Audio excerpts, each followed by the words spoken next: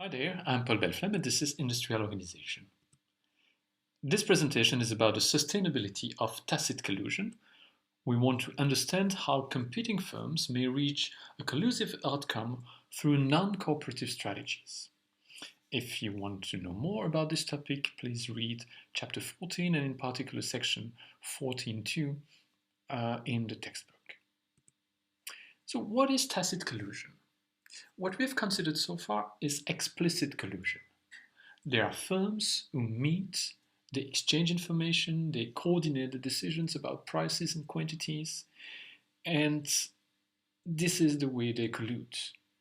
But what we want to show is that it's possible also that firms may reach what is like the collusive agreement without meeting, without explicitly coordinating their decisions. So what we will have is just a meeting of the minds, firms understanding that they have a common interest in, for example, raising their prices or reducing their quantities, but we will show that they may reach such a collusive outcome without explicitly coordinating their decisions.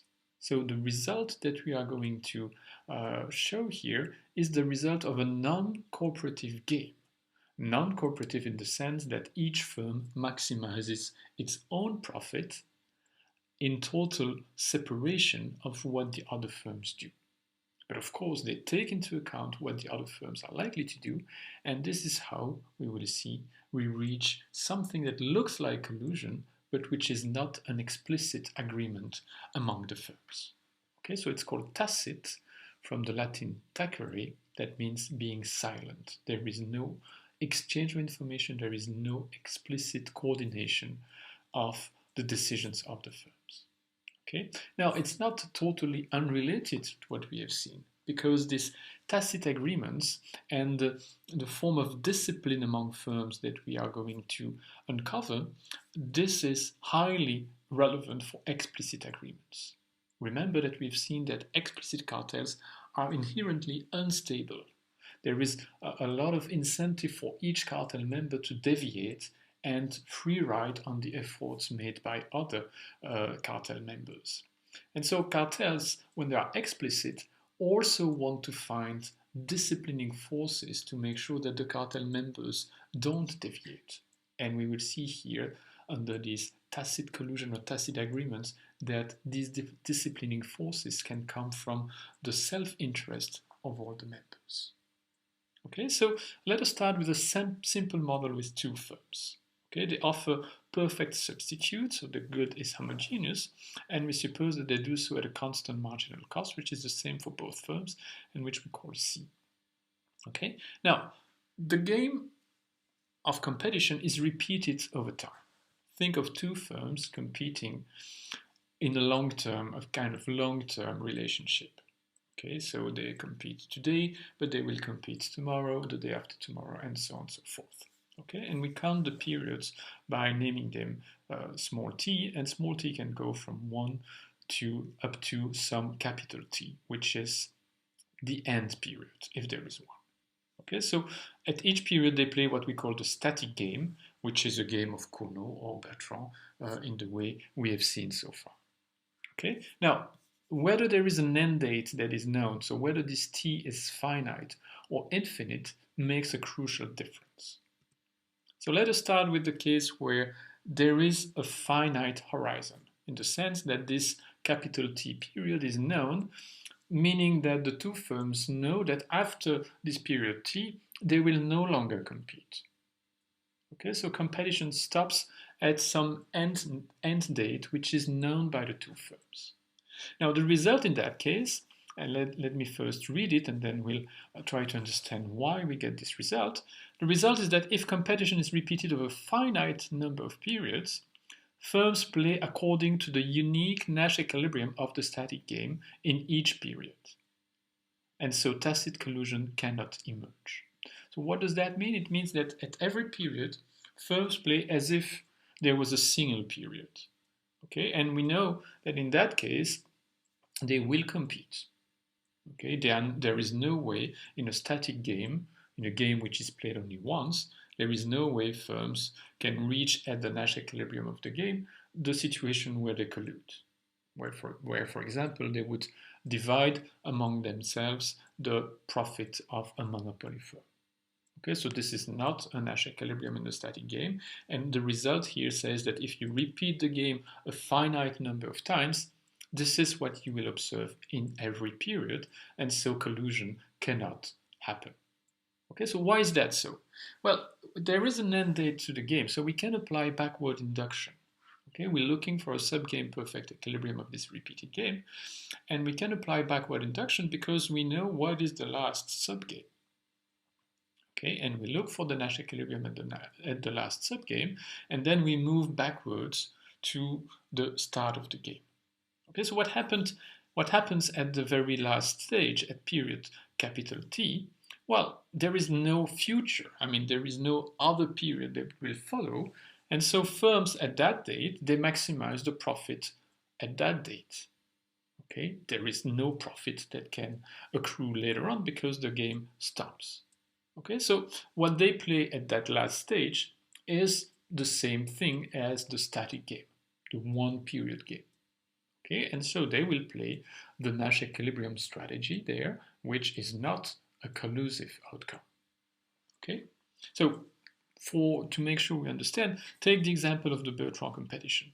And here we have homogeneous products, same cost for the two firms. So we know that the equilibrium of the game, which when it is played once, is that they play a price equal to marginal cost and their profit is equal to 0. Okay, now move to the previous period, which is period t minus 1. Okay, so what they choose there, they choose the price, okay, and they maximize the flow of profit, the profit they will receive in period t minus 1, plus the profit they will receive in period t. Okay, well, we know that the profit they will receive in period t is 0. Okay, and so at period t minus 1, the choice they make at that stage has no effect on the profit they will receive in the next period. Okay, and so again, it's as if they were playing the static game, the one period game, and they will choose again the Nash equilibrium at that stage, and so on and so forth. So if I move back to period t minus 2, again I have this conclusion that the choice made in period t minus 2 has no impact on the profit that will be received in period t minus 1 and in period t. Okay, so again, at that period, firms choose the Nash equilibrium of the static game, and so on and so forth. Okay, so by backward induction, we show that there is no difference between this game, which is played once, or when it is repeated over a finite horizon, a finite number of times. Okay, so tacit collusion cannot emerge if the horizon of the game is finite. This is the main message here. Now, what happens if the horizon is infinite? Okay, so what does that mean? It means that there is always the possibility that the game will be played once more.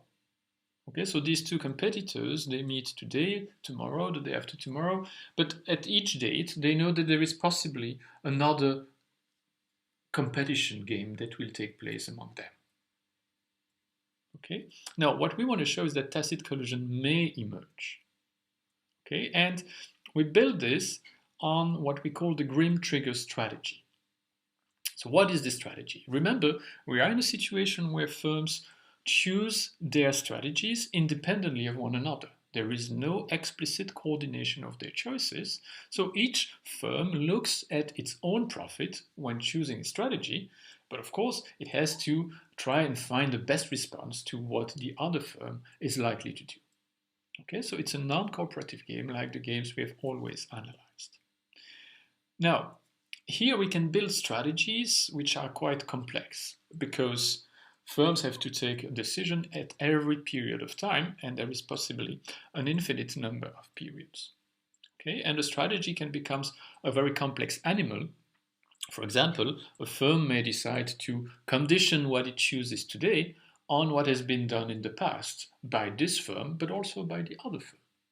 Okay, so you can imagine all sorts of strategies that relate the choice today to the choices observed in the past. Now, we select one of such strategies. Okay, and the strategy goes as follows. The firm first starts by choosing the action that maximizes total profit. Okay, so for example, choosing the price that is the same as the price that a monopoly would choose. Okay, now the firm will keep on choosing that price at every period as long as both firms have chosen that price in the past. Okay, so we call this the cooperation phase. Cooperation is maybe not the right word because there is no explicit coordination of the choices, but this is the meaning because it looks like collusion. Both firms are choosing from one period to the next the price that maximizes total profit.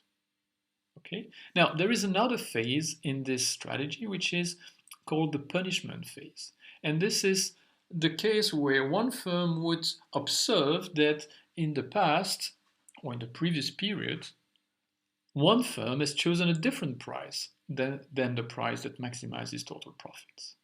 Okay, so it would mean that one firm has deviated from this cooperation phase, and then as soon as this deviation is observed, the firm would choose a price which is corresponding to the Nash equilibrium of the static game. So if we continue with my example of the Bertrand game, it would mean that in the punishment phase, firms would choose a price equal to the marginal cost and so reduce profit of both firms. Okay, this is clearly a punishment because instead of having a large profit, which corresponds to, in this case, half of the monopoly profit, instead of having this high profit, in the punishment phase, firms would get a much lower profit, and in this case of the Bertrand game, the lowest possible profit because it would be equal to 0. Okay, so I repeat the main idea behind this strategy. Firms, independently of one another, choose a price which corresponds to the maximization of the total profit, and they do so as long as both firms comply with this plan. But as soon as one firm deviates, then the punishment is triggered and the profit of the two firms goes down to 0. Okay, so I take the example of the Bertrand game, but we can exactly apply this to a Cournot game as well, as we will see later. Okay, now what is the effect of this strategy? How is it possible that this strategy may lead firms to choose continuously the high price and so do as if they were explicitly colluding? Okay, what are the conditions for this tacit collusion to happen? This is what we want to find now. Okay, now let us put some structure here. The profit that both firms obtain in the cooperative case, in the cooperative phase, is written by C for cooperative, and this is half of the monopoly profit. Okay, so when they play this price that maximizes total profit, the monopoly price, they will generate the monopoly profit for the whole industry, so for both of them, and we suppose that they divide this monopoly profit by 2. Okay. Now, there is a temptation, and this is the same idea as what we have seen for the explicit collusion. There is a temptation for firms to deviate, okay, and get a larger profit than pi c, and we call this profit pi d, d for deviation. Okay, so that would be the deviation by one firm, and this firm would obtain this profit by d.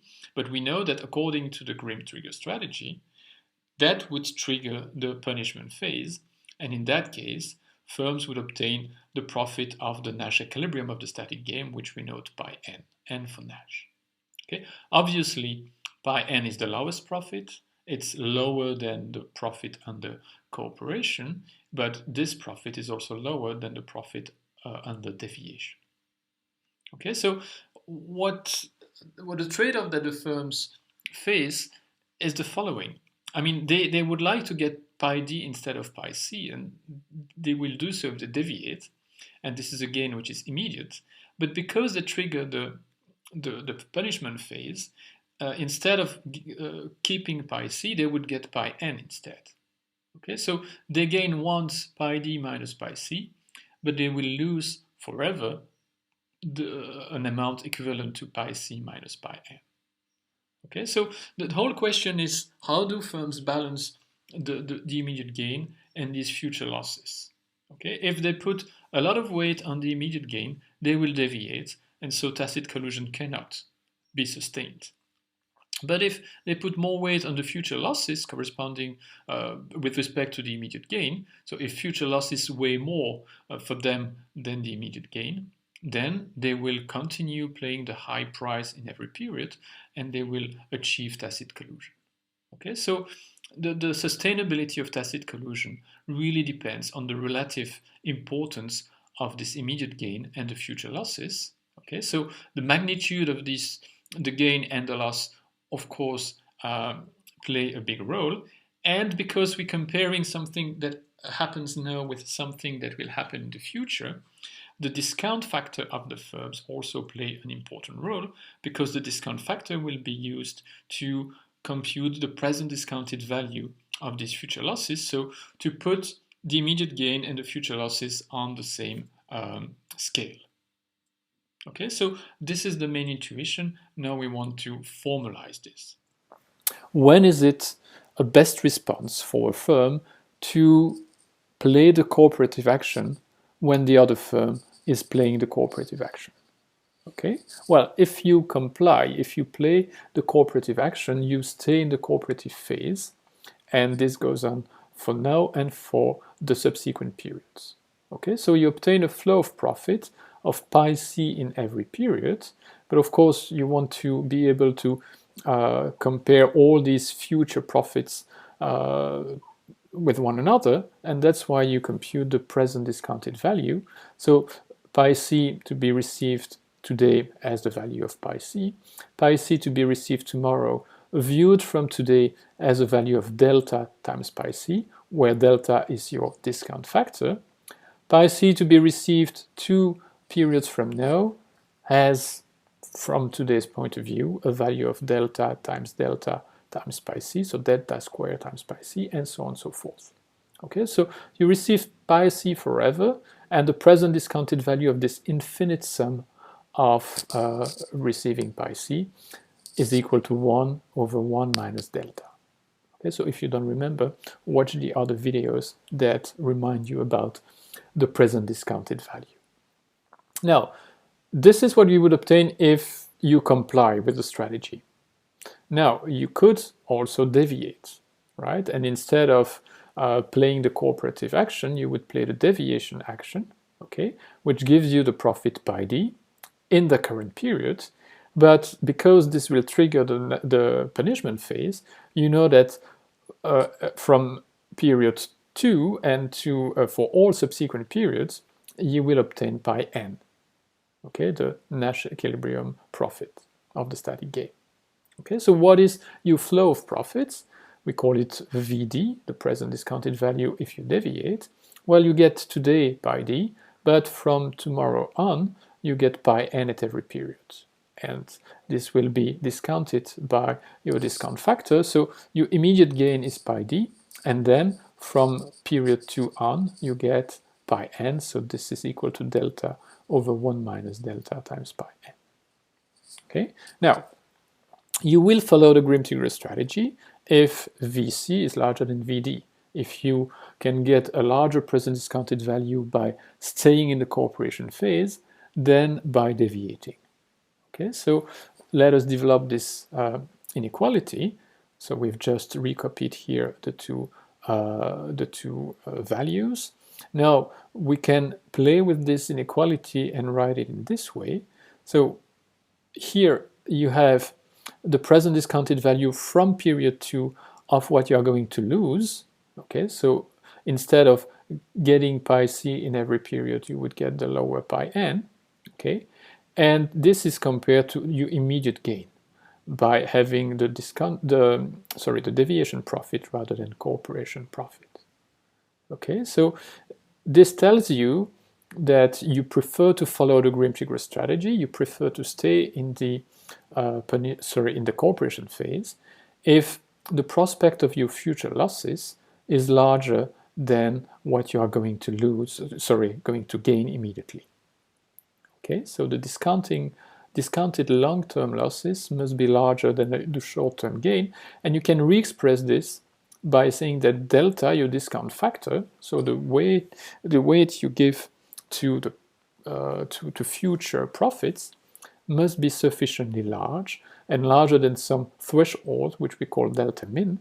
And delta min is the ratio of the difference between the deviation profit and the collusive profit, and the difference between the deviation profit and the Nash equilibrium profit. Okay, so to put this in words, you must put sufficient weight on the future. This is what this last condition says. Your discount factor must be sufficiently large. So you must be sufficient weight on the future to fear the future losses, and because of that, think that the immediate gain you may earn is not worth it. It's lower than the future losses that you would obtain if you deviate and start the punishment phase. Okay? Right, so let us apply this to the Bertrand competition, which is the simplest model. You know that if the firms collude, they make a profit of pi c, which is half of the monopoly profit. Here, a deviation would mean just setting a price below the monopoly price, attract all the consumers, and almost double the profit you had under the cooperative phase. So the profit of deviation is a little bit below the monopoly profit. Okay, and if deviation occurs, then the punishment phase would force the two firms to set a price equal to marginal cost, meaning that the profit under the Nash equilibrium of the static game is equal to 0. Okay, so if you replace these values, pi m over 2 for pi c, pi m for pi d, and pi 0 for pi n, you see that the minimum factor, discount factor, that is necessary to sustain a tacit collusion, we should have an equal sign here, is equal actually to 1/2. Okay, so if firms have a discount factor above 1/2, then in this case, with Bertrand competition with constant marginal cost and homogeneous products, then firms do actually sustain tacit collusion by using the Grimm trigger strategy. Okay, so let's repeat this. In the infinitely repeated Bertrand duopoly game, any profit level between 0 and the monopoly profit can be supported in a subgame perfect equilibrium if the discount factor is sufficiently large, which in this case is delta should be larger than 1/2. Okay, and we say that any profit level between the Nash equilibrium profit and the monopoly profit, because you can repeat this argument with any other PC here, which is larger than 0. Okay, so the bottom line is that it's possible to find conditions under which tacit collusion can emerge. In this specific case, you need the discount factor to be larger than 1/2. Okay, so what we are going to do next is to see what are the factors that basically affect this minimum discount factor.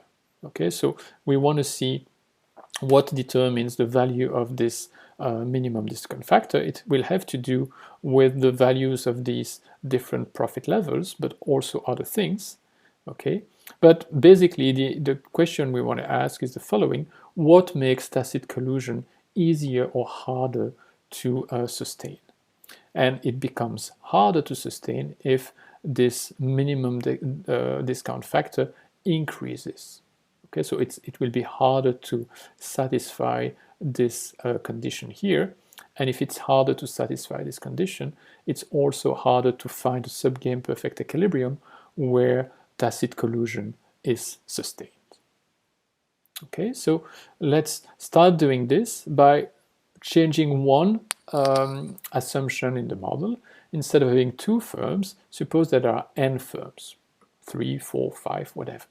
Okay, so and continue to suppose that we have Bertrand competition in every period of the game. Okay, so the only thing that changes is the value of the profit under the cooperative case. Okay, in that case, well, they still, if they want to maximize the total profit, they will still choose the monopoly price. But as there are more firms, they will divide this monopoly profit among n firms rather than just 2. Okay, each firm gets a share of the monopoly profit. Now the rest doesn't change. If one firm deviates, it has just to undercut the price of the others and get the whole market for itself, and so secure the whole monopoly profit for itself. And what doesn't change either is what happens in the punishment phase, because there the profit will be equal to 0. Okay, and so the condition for tacit collusion to emerge, so the condition for an equilibrium where firms do prefer to stay in the cooperative phase rather than deviating, if you do the math, it becomes delta should be larger than 1 minus 1 over n. Okay, and we call this the minimum discount factor under Bertrand competition with n firms. And the key result is that this value here is increasing with n. Okay, so the more firms there are in the industry, the larger this value, and so the harder it is to satisfy this condition. Okay, another way to say that is that the set of discount factors that satisfy this inequality, this set becomes smaller as the number of firms in the industry increases.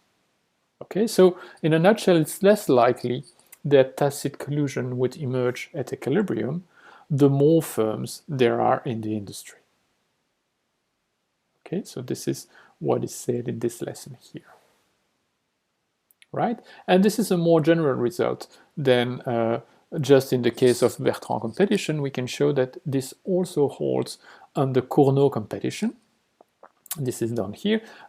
It's more complex here, and I would advise you to try and find these values by yourself. Okay, so here the three critical profit levels: the profit under the collusive or cooperative phase, the profit at the Nash equilibrium of the static game, and the profit of a deviating firm. The three profits depend on the number of firms. So n is here in all these expressions. Okay, now what matters is that when you look at this minimum discount factor under Cournot competition as a function of the number of firms, so if you replace these three values by what was computed on the previous slide, you reach this value here, and it's possible to show that it is also increasing with n.